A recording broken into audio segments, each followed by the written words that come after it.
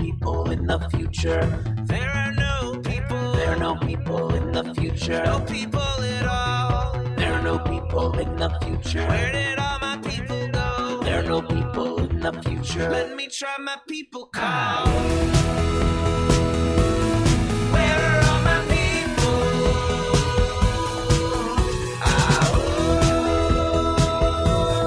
Where are all my people?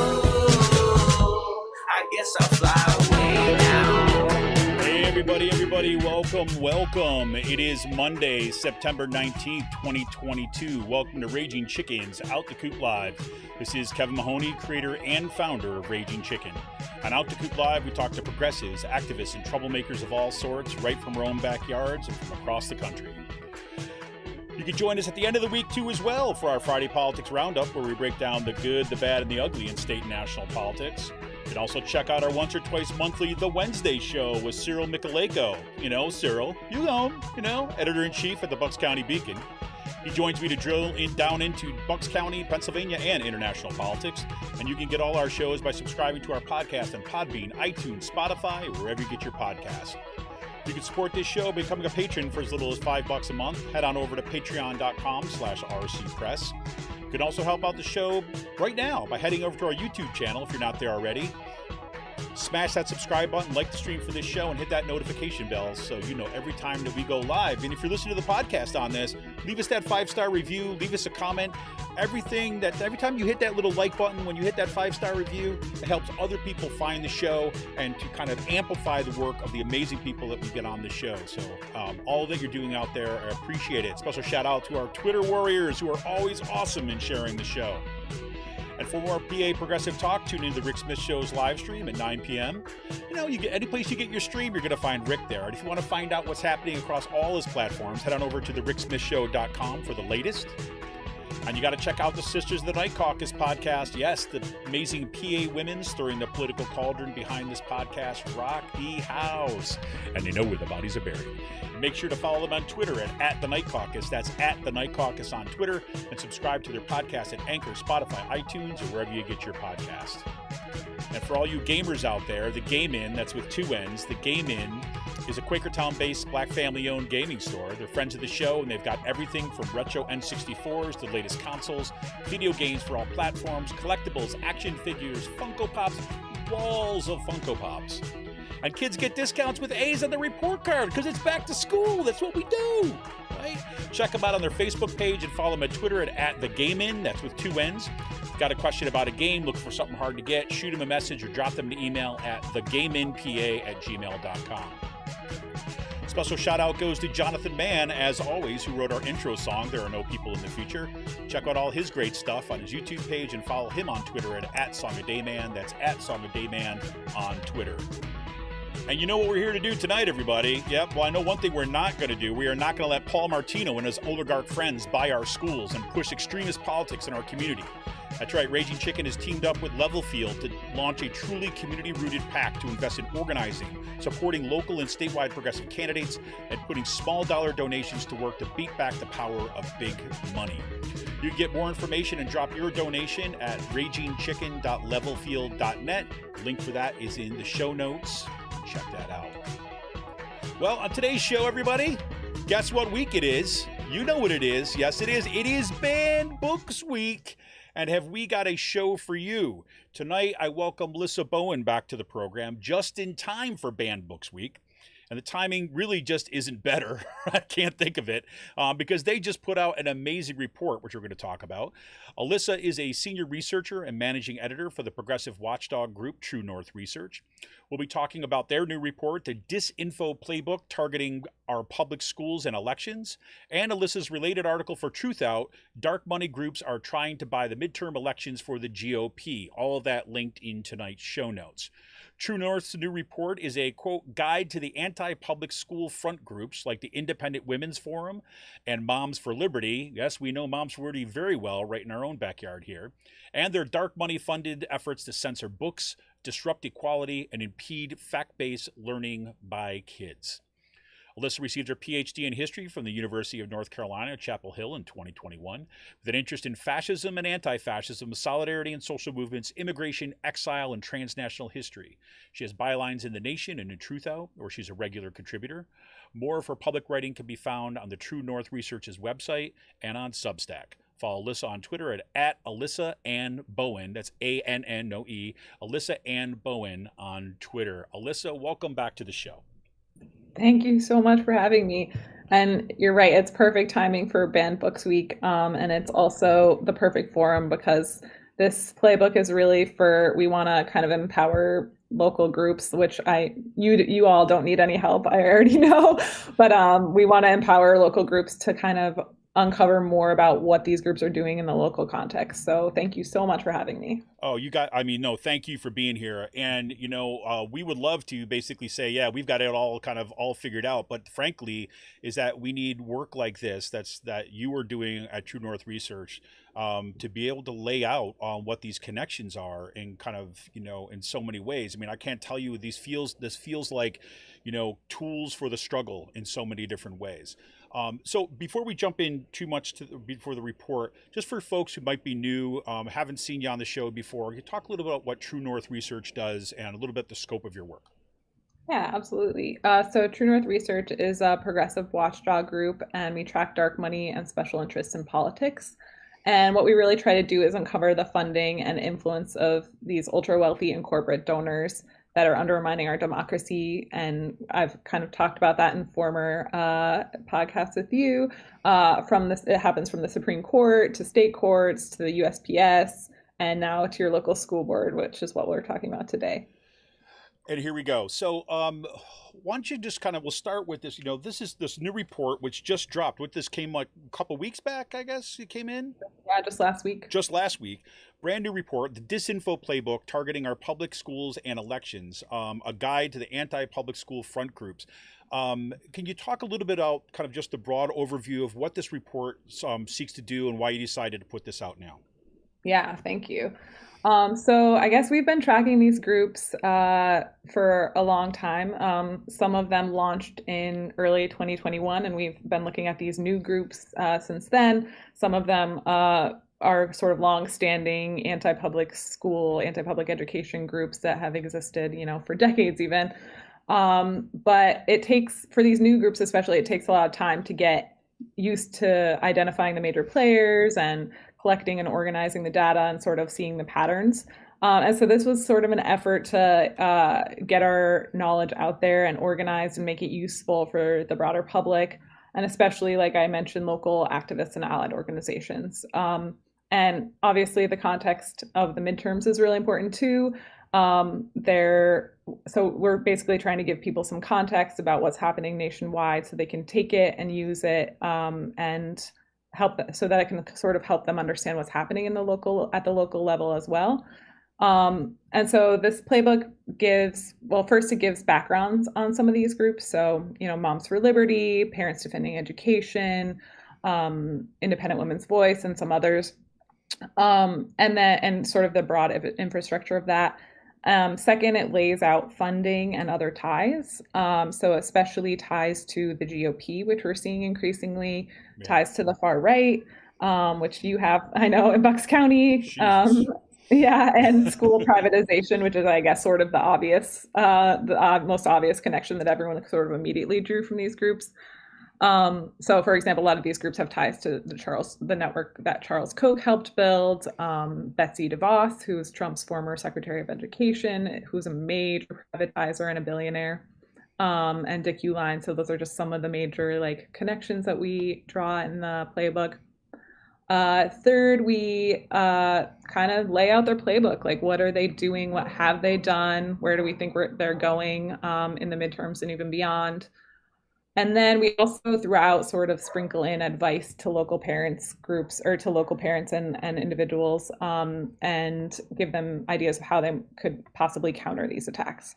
I thought it was interesting in some of the sidebars that you've got throughout the report. Just say, okay, these folks show up to your school board meetings and they say this, right? What are some of the questions to ask them? right? Simply these questions about, okay, you say that you're a concerned parent, right? Who's funding you? Are you aware of who is funding those talking points that you are mouthing here at I mean, you're saying it much more nicely in these reports, obviously, than I'm putting it here. But that whole idea about say, okay, here's some ways just to push back, even at the level of responding to some folks in these open forums. I thought that was also kind of very, very useful, and just to have these connections laid out so that we can anticipate the kind of arguments that are coming forward. And I think that's what you guys do really well over there. Thank you so much. Yeah, and also moving forward, we kind of want to create apologies for the dog in the background. Pets are welcome, as are children, the spouses, friends. Excellent. All right, and excellent by everybody. But we really want to create a sort of dictionary for people to be able to translate sort of right-wing speak to like common English and sort of the distortions that they're doing by this translation. So, for example, critical race theory, if they're saying that critical race theory is being taught in schools, like explain what this is, and how even Christopher Rufo, who's been called the inventor of the outrage around critical race theory, he has even said, summarizing here, but that he wants to make critical race theory a sort of umbrella, and it's a tactic. They want to make anything that teaches about the history of race or racism in the US, the history of LGBTQ folks, like that kind of thing. They want to encompass all of that in critical race theory. So when people who are outraged about this hear critical race theory, they assume bad, and then they oppose it automatically. So these are strategies that they're employing, and the rhetoric around parental rights, obviously, like, we can counter that by saying, okay, well, which parents are you supporting? Right. Because you're not supporting the parents of trans children. You're not supporting the parents of, people who want to hear about racial reckoning in this country, that kind of thing. So thank you. Yeah, I think that's really important, is to counter the language too that they're using. Yeah, I think it's fascinating too as well about how around the parental rights thing, and we'll get into this a little with some specifics tonight too, but the way that the frame and I kept on thinking about it like this. It kind of, not only are they saying parental rights, which is kind of as if like, just exactly what you say, well, which parents are we actually talking about, right? The subtext there is always like, this is what real parents care about, right? So there's like discipline there too as well, to those parents who would do something else, right? The parents who would actually believe that, oh, I don't know, all children belong in schools and all children should be welcomed with open arms. We should nurture all the children. That's a problem, And so there's that kind of disciplining, like note where people are like, well, wait a minute, I'm a parent too. And they can look and say, well, are you really?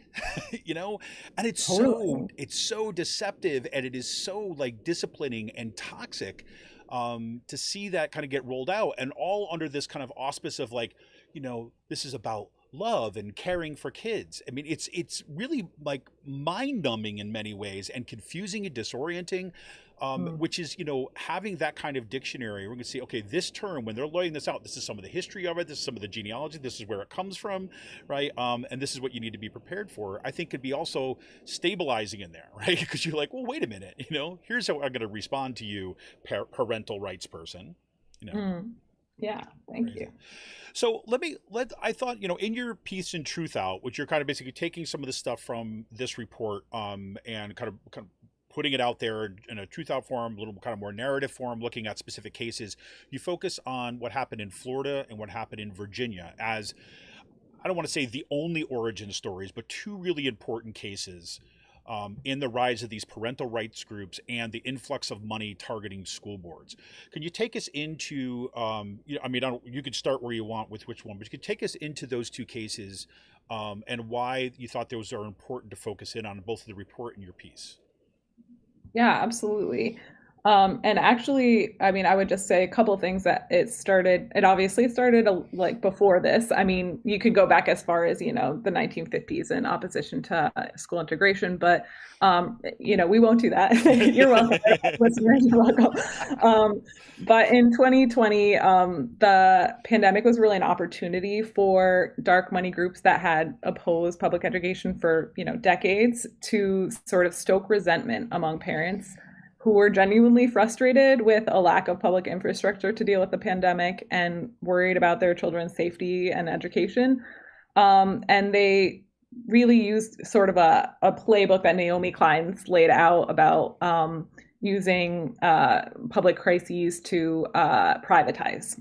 And so in 2021, they sort of, and you saw this in Bucks County too, they sort of started off with like opposing masking regulations that would protect children and opposing reopening the school or supporting reopening the schools and those kinds of things. And then in 2021, they really amped up their struggle when they couldn't, that those things weren't able to be opposed as much increasingly. And I think they also sort of got their bearings and realized there was a new opportunity there. The sort of grifter GOP thing happening with Trump as well, where they're like, there's money here, let's make it. And so that's in 2021, we saw a ton of new dark money groups being founded. And so these are groups that are predominantly 501c3 and 4 groups who keep their funders secret from the public. That's sort of our working definition of dark money. And also they are pushing policies. So we see these groups be founded. And then these other longstanding groups are pivoting towards parental rights, quote unquote, and opposing supposed critical race theory in schools, that kind of thing. But as you say, Virginia was sort of a case study for them, and it seemed honestly like a test run for them. And so this is in November 2021, and there's the gubernatorial election in Virginia between the incumbent Democrat Terry McAuliffe and this Trump-endorsed GOP candidate Glenn Youngkin, who is now in power. And yeah, and it was honestly a good place to test because a lot of these new groups popping up have ties to Northern Virginia, the wealthy suburbs there. So you have leaders from Independent Women's Voice, from Parents Defending Education, and they live there. So they really have the ability to go and stoke resentment at school board meetings and create these faux rally events that are just other dark money actors showing up for each other kind of thing. And so in the case of Virginia, and they openly took credit for Youngkin winning, they did this, we have a few examples. So for example, Azra Nomani, who's a former Wall Street Journal writer who later became a staffer for Parents Defending Education and then later for Independent Women's Voice. She created this coalition for TJ, so Coalition for Thomas Jefferson, which is a very elite high school, a very selective high school in Virginia. And basically it was fighting against a more holistic and more like racially inclusive evaluation process that would allow for more diversity in the student body, because it's a very very Asian population, Asian and white predominantly. So this coalition against TJ was against this more racially inclusive policy. And so this was a way for these groups to attack McAuliffe and his supposed opposition to parental rights. And then later, Parents Defending Education, when that was founded in March 2021, it hired Azra Nomani and also this other Harry Jackson, this other guy who, fun fact, then later ran for school board and had to withdraw because he made fun of a disabled student or something ridiculous. Horrible people, I swear to God. Well, yeah, not great. So that's one example.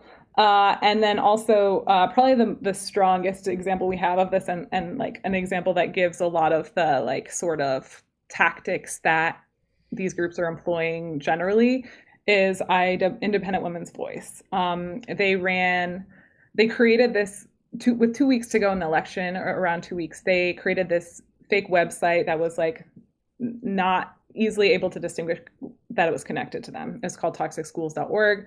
They ran Facebook ads supporting it too, and they basically like insinuated that McAuliffe and the Virginia schools were like okay with pornography. So this is something we've seen a lot, right? Like any content that has like any allusion to sex or to LGBTQ content is like now pornography. And exactly.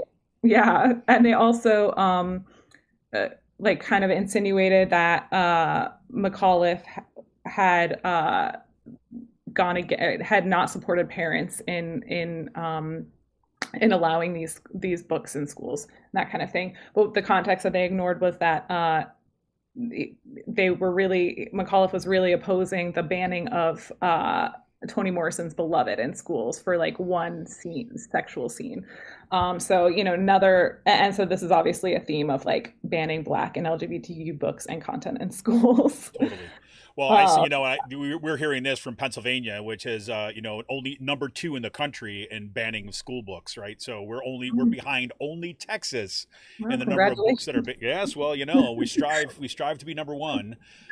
But, Texas has got so many damn people and all that oil money, so it's tough to compete with. But yeah, and one of the things that was interesting about obviously this is not the focus of the report and stuff, but what was interesting about how McCullough's campaign was run too as well, we saw this as kind of a playbook happening across the country, which, by the time the Democrats decided to really say, okay, look, we need to tackle this critical race theory nonsense head on, it was too late, right? I mean, you already had the entire infrastructure up and all the kind of discourse about parental rights. And it was, like people, suddenly trying to play defense with like 2 weeks out from the election. And it seems like, Virginia really, you saw what happened in Virginia was happening here in Pennsylvania. It was happening in kind of, states across the country where they're really, trying that stuff out, but saying, okay, yeah, look what we did here in Virginia.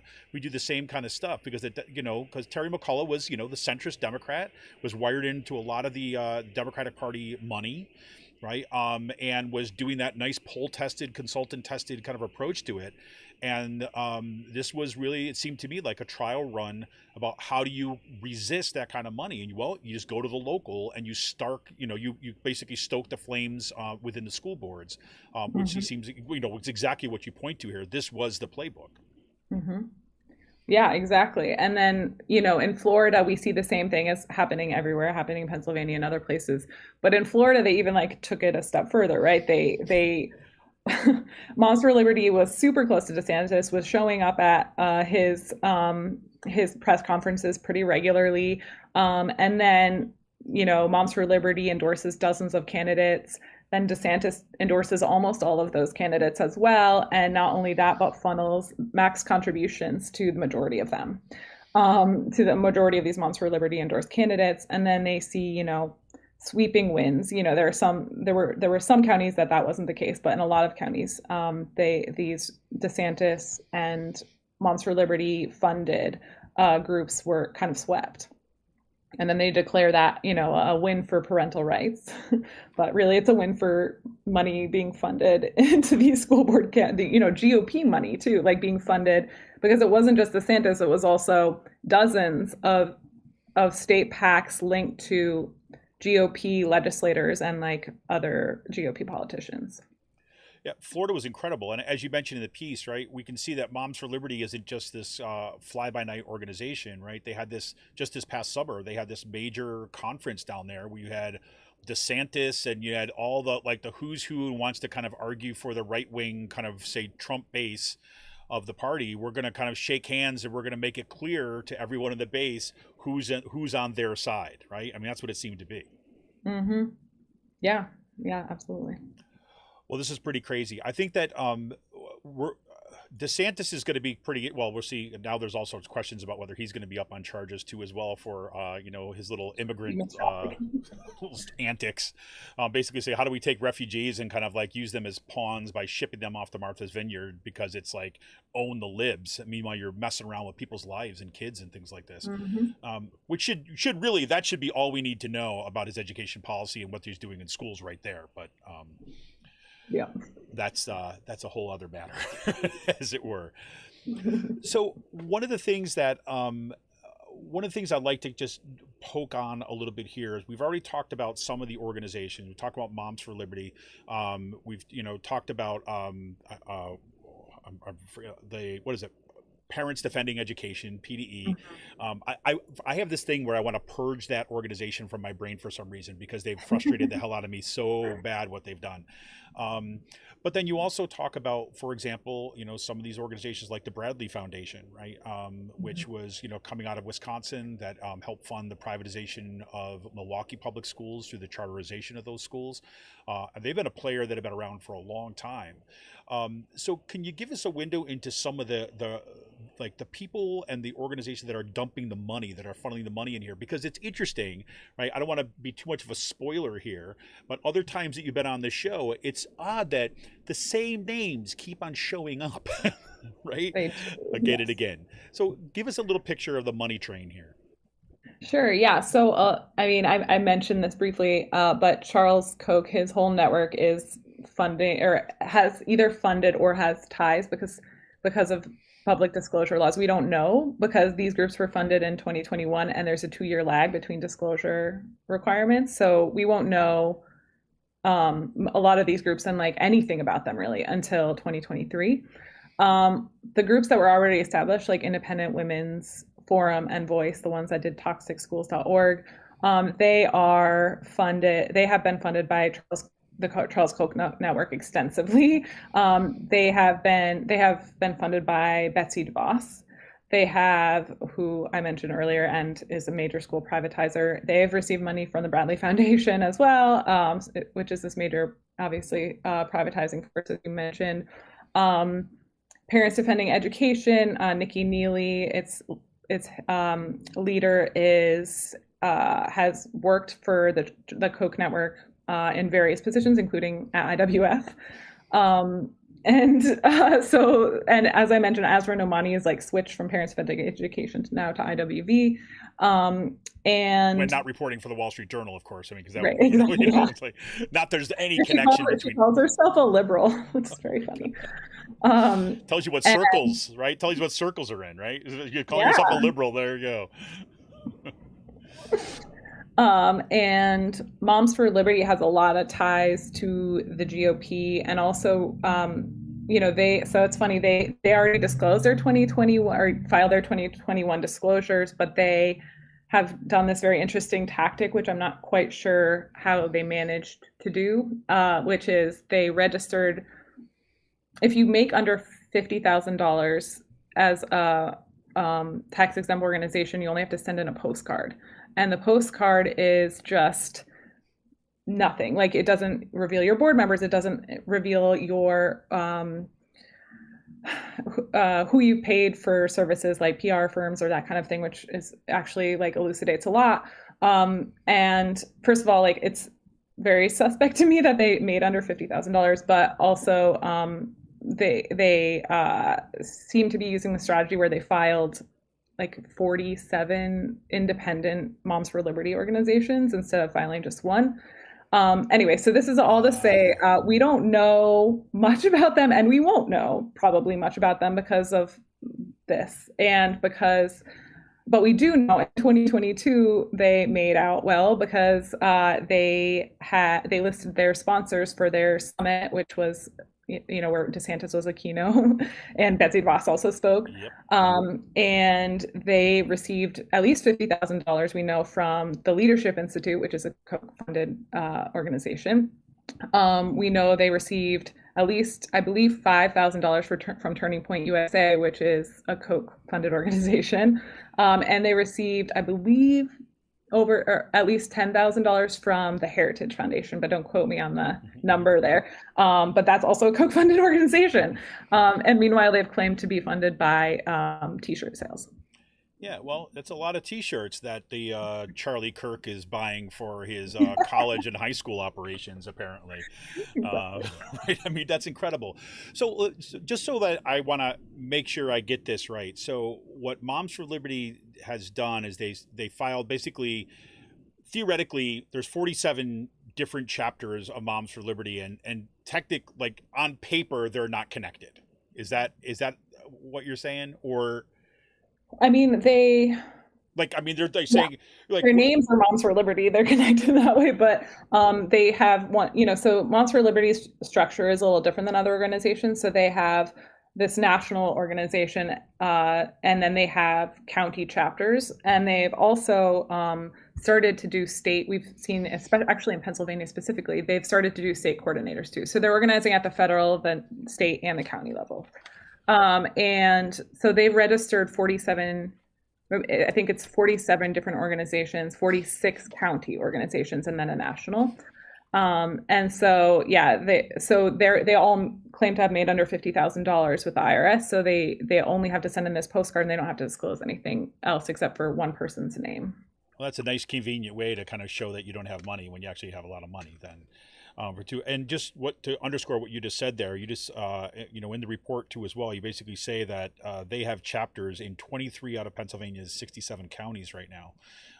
So it seems to be that, and this goes, I mean, it seemed to me to goes right to the whole theme of both your report and your kind of article on this, was that, this is kind of a strategy that is not just about schools, right? But this is really about the midterm elections. I would, but just put, I don't want to put it in the sense that it's really about these things. It's about both of these things, right? It's about the kind of school takeover. It's about the privatization of schools. But there's also a real political payoff here by mobilizing kind of, say, the right wing through the school boards.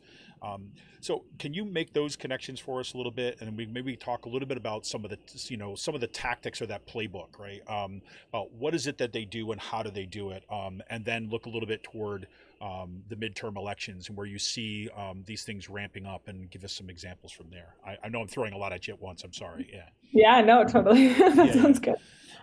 So we see them looking a lot at swing states and counties, which is no surprise. And especially wealthy, racially diverse suburban counties, or with, a big population that's from the suburbs. So in Virginia, they already have the infrastructure. So there's a lot going on, a lot targeted towards Virginia. Florida, it's not over yet because even though some of their school board candidates won outright there, there's some running in the general elections.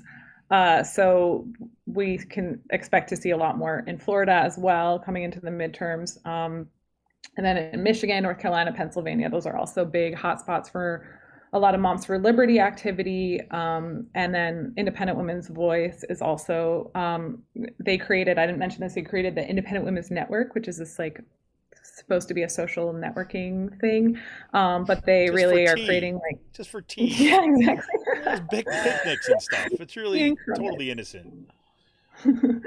But yeah, they're creating local chapters as well in different states, and a lot of them are in the swing states. And then something we haven't talked about a lot, other than the context of Florida, there's also PACs that we've seen connected to a lot of Moms for Liberty candidates, or a lot Moms for Liberty members and leadership. So both at the federal level and the local level, and there's the ties between, I would just say, the GOP is also involved. These are often either the treasurer or the person who founded the PACs are oftentimes GOP agents, longstanding GOP agents. So I'll just say, just because we're talking about Pennsylvania context, in Cumberland County, Pennsylvania, the Moms for Liberty state coordinator, Louise Kenshiki, is formed this PAC last year called the PAC to Take Back Our Schools. She used to work for No Left Turn in Education, another dark money group, and she professionally recruits and helps train school board candidates. And she is recruiting for school board candidates in 9 districts in Cumberland County for next year. So, and then we also have different local PACs connected to Moms for Liberty. And she's also really involved in local GOP politics. I didn't mention that. But there's local PACs we've seen in other, kind of all over the country, especially in swing states. So Williamson County has a PAC called the Williamson Families PAC that's tied to Robin Steenman, who runs that local Moms for Liberty and is promoting all these GOP candidates. there's we just found this one in Livingston County, Michigan, called Parents Not Politicians, and it's run by the chairman of the Livingston County GOP. And the Livingston County GOP has already donated over $7,000 to this PAC, which like goes super far, obviously, in school board elections. Let me ask you about that. So that's actually a pact. That's Parents a PAC. There, I've driven by signs that say "Parents Not Politicians," and I just was. I mean, I think this is how so many of us encounter these things, right? It just seems like, okay, it's another one of these, it's the more Republican signage that is going up here. Parents Not Politicians going in, but that's been all throughout Bucks County. So I would look to see if there's been a PAC founded with that name. I am writing that down. Yeah. And then you can see like who registered it. There's a lot of ways to go about like finding, and then look at their biggest donors, which I would guess if they're a PAC, has their biggest donors probably been like someone tied to the GOP, if not like the county GOP. Yeah. Crazy. I mean, this stuff is really, it's astonishing.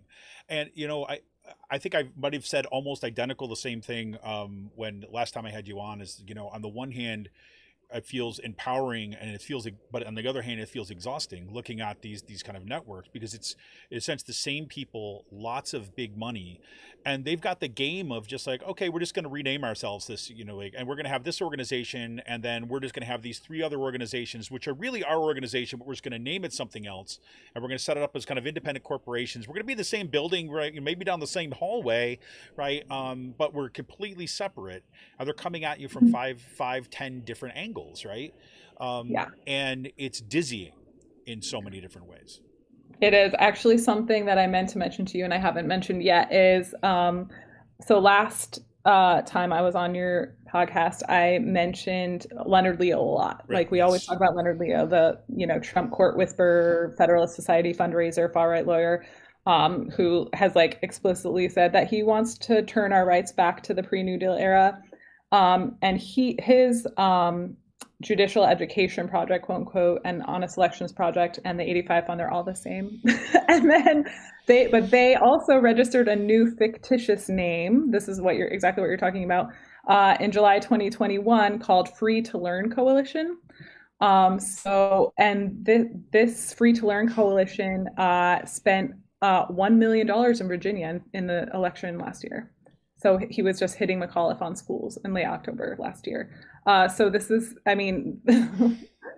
there's a lot of like different entities. It is school privatization, but like the Christian nationalist dark money is also really interested in this because they have a vested interest in attacking public schools because they want their money to go to like private or charter Christian schools. Yeah, 100%. It's interesting. So two things going through my brain, kind of like at this point. Like, maybe I'll focus on one right now. What you just said there about, say, the Christian nationalism, right? Which is, I guess these are connected. So on the one hand, what was interesting to me that happened locally, and I know this is a little bit kind of outside of this report, but it's connected to what you're saying about the privatization and some of the long history that these organizations have in the privatization of public schools. Is that Paul Martino, who we've talked about on the show before, who's the kind of big money bags in our neck of the woods, who's kind of funding these far right school board candidates. One of the things that he said at the I think it was a spring meeting, was basically saying two of the Democrats who got elected onto that school board. He basically stood up and was basically saying, you know what, I think they should disqualify themselves from sitting on the board in the upcoming teachers negotiations. Right, because the teacher's contract was going to be coming up, and he was pushing back at that point, saying that they're clearly, they got support from PSEA, the teachers union, kind of in the area. They got support from them, so they have a conflict of interest. So because of course he doesn't, right? Because he's just a parent. And so they should recuse themselves from those negotiations. And at the time I flagged that when I talked about this on the show, and I was like, that's where they're going next, right? I mean, this is where he got a little bit of messy here, is to show this is what it's always been about. And that reminded me, goes back to the Christian nationalist stuff. Is, you know, one of the things that I mentioned Rick Smith's show on this kind of all the time. Rick's a friend of mine. And I remember when Rick talked about Betsy DeVos years ago, the way he'd always used to talk about on his show was like, look, they have no problems with public money for schools. They just want to take the public money to pay for their Christian right-wing schools. And that's been the game. Right, it's not the money coming from taxation for public schools. It's them being able to control and be able to take really that money and to be able to dictate the curriculum for their kids in their schools. And so that's something that you're seeing then too as well in these things. Yeah. Well, I mean, because also there's Family Research Council and Alliance Defending Freedom, like two major anti-abortion, like super fringe right groups that are running like trainings for school board candidates too, or doing like parental rights kind of training and like initiatives. And so, yeah, I would just say that that's something that we're seeing. And also, we've seen a lot of, I mean, there's also the yeshiva schools that are interested in getting the public money. And, you know, that New York Times report showed just how quality the education is at some of those yeshiva schools. But yeah, and also like I want to say too, at the same time, these right-wing Christian nationalist dark money groups are pushing cases to the Supreme Court basically to say like, even if they get public funding, they should be able to like discriminate against LGBTQ students and like that kind of thing. So I mean, there's the whole infrastructure designed to like get public funding, not only get public funding diverted to these schools, but to make it so like the public has no say how the funds are used. Oh boy, it just gets better, doesn't it? Doesn't it, Alyssa? Happy Banned Books Week. Yeah, happy Banned Books Week. Well, you know, I mentioned this before we got on the air tonight too, as well as that, you know, we've just had right here at the Penridge School District, we've had, you know, the kind of muzzling policy, which is basically telling teachers they're not allowed to talk to their students about this. My kids, the one thing I didn't tell you is that, you know, my kids were having this conversation after school the other day because they're logged into their computers, and my daughter brings up the library, and she was like, watch this, you can sort like the books by topic and stuff, and one of the topics is challenge or restricted books, and you click on that and there's like 70 of them, right, or something like this, and there are things like Skippy John Jones is in there. Right, The Outsiders is in there, which my son, by the way, read as part of his curriculum in high school. You know, and all the ones that we're seeing, all the ones that are the challenge books or the 10 most banned books, they're all on that list. Mm-hmm. And so that kind of led to this, you know, discussion about what they're doing here. And this is the ACLU, Educational Legal Law Center down in I guess it's technically New Jersey, but Philadelphia as well. They're saying this has been some of those restrictive policies that they've seen. And then in the Central Buck School District, we also see the attacks going directly out of LGBTQ students and trans students, which you also mentioned in your report. That seems to be one of their favorite targets, basically telling teachers that they're not allowed to use students' pronouns if they don't match what's on the official roster. I mean, it seems to me that there really is like no end to, you know, the flow of this nastiness, and it includes like the banning of books seems to be okay. This is just the next thing, but it's essentially the same organizations pushing the same thing through this lens of parental rights, and they seem like they're going to take this right through to the midterm elections and see this as their winning strategy. Yeah, exactly. So, you know, if they get people all hopped up on the parental rights juice and like outraged over, you know, pornography in schools or whatever, I mean, then it's a way to get people to turn out for the school boards. But then in turn, obviously, you have these right-wing folks also vote. They're not going to not vote on the up ballot. So I think that's part of the strategy is just they want to make sure people turn out for the right-wing candidates. I mean, it's not, Moms for Liberty is actually trying to launder its reputation now as like apolitical, which is something that sort of gets to what you were saying before as like parents as apolitical entities, which is absurd, like thinking historically about the role that parents have played in like opposing racial integration in schools, exactly. For example. Yeah, it's just that I think that's really the idea that GOP has in like investing in these parental rights groups. Well, crazy. Well, if we have the little shrouds of hope, what do you look forward? I mean, number one, I should say, this report, like again, like I said, this is linked in our show notes tonight. It's like the Disinfo Playbook targeting our public schools and elections, right? There it is, right there. Because I print things out because I'm old school, right? I'll read online too as well. And Alyssa's article, "Dark Money School Groups Are Trying to Buy the Midterm Elections for the GOP" on TruthOut. This is also linked in our show notes. But one, like I said, I see these kind of reports and the work that you've been doing as really tools for struggle, because it's exhausting, right? I mean, and thank God we have some organizations like True North Research that can do this kind of work and are dedicated toward it, because otherwise it's everyone reinventing the wheel all over the country, right? When really it's the same players, it's the same money, and it's the same strategy that we're seeing kind of nationally. So having said that, so, toward the end of this, right, you're also kind of pointing people in some directions about, look, here's some things to think about, right? Here's some ways of kind of addressing this. So can you take us into some of those things, that kind of some of those suggestions or some of the things that you think people should be paying attention to going into the midterms? Thank you so much. I would say, first of all, dig into the money. That's what we always try to do. And you can even look, like, this is all public, like we just look at public documents all day. So you can just do it yourself. Like, if you have suspicions that someone, there's a school board candidate that's getting funding from Moms for Liberty or the GOP or both, you can look at their public disclosures. And those happen, you can look, they get more frequent as we get closer to the elections, but you can look at those, you can see who's giving contributions, you can see how they're spending the money, those kinds of things. You can also see if PACs donated, and then you can search for the PACs. And you can see who donated to the PACs, and so you could trace the money that way, like who donated to the PAC, okay, and then the PAC donated to them, so like you could see the money is going, it's a straight line straight to the right-wing candidate. And so that's the first bit of advice that I would give. I'm also doing, I'll just, if you don't mind, like push this a little too. I'm doing a training session with Heal Together, which is an amazing organization doing some of this work too, on October 6th at 6:30. And so I can send, if the link's available for that, I'll send that to you. And I'm not the only one. There's some other great folks on there too.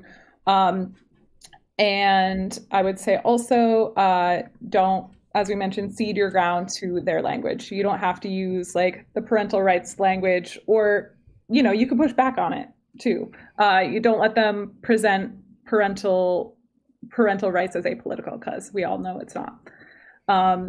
And then also, as I mentioned before in your show, follow investigative outlets that are doing work on this. So we're doing work on it, but also like Popular Info is a really good Substack by Jed Legum.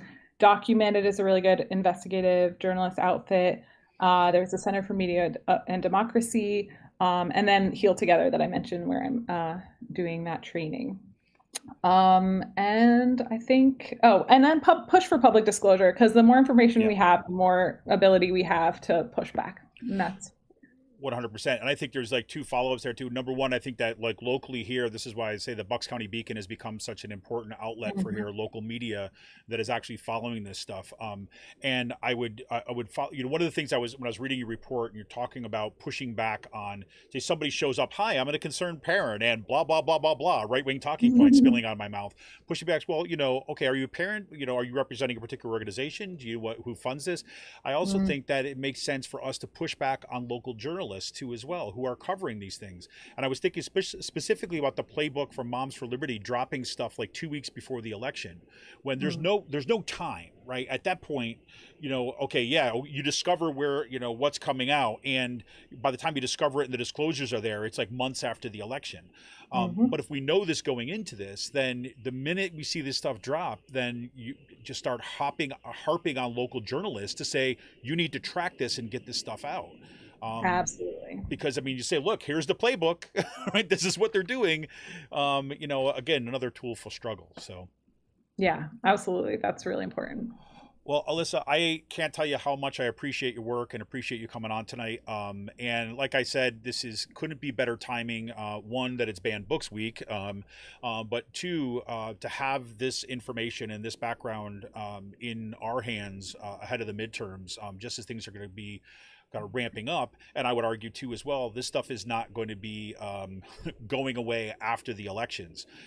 So it's I think day one after the midterm elections too as well is when especially around here, a lot of school board elections are going to be happening in the kind of odd year elections. So where we're going to really have to continue running, I think, after that point and stay on this money. So. So yeah, thank you so much for your work and thanks for coming on tonight. I appreciate it. Thank you so much. Oh, you got it. Well, hey, everybody. Thank you for tuning in. Yeah, we got some good turnouts tonight. Hope you all kind of enjoyed the show. Make sure you pass this on. I know there's some folks here locally that weren't able to tune in because of school board meetings, ironically. But make sure you pass this on and get this information out. That's what we're here to do. This has been Kevin Mahoney with Raging Chicken. It's Out to Coop Live. Remember, you can help support this show by heading over to to patreon.com/rcpress. That's patreon.com/rcpress. And you can become a member for as little as $5 a month. And if you want to help contribute to kind of a truly grassroots ground up pack, you can head on over to ragingchicken.levelfield.net, and then we will be using that kind of those accumulations and begin kind of pushing against this stuff. This is fantastic. So thank you again, Alyssa, and we'll be talking to you soon. And make sure you head on over. Make sure you head on over to truenorthresearch.org. All the links for that stuff and the article and the report are in tonight's show notes. Read all that stuff, pass it on, and say hey to Alyssa on Twitter too as well. Have a great night, Alyssa, and we'll see you on the interwebs. Take care. All right, this is Kevin Mahoney, editor and founder of Raging Chicken. Man, it's been quite a week already, and it's only Monday. So we'll see you later on the week on this Friday, and next Monday. See ya! Out to Coop Live.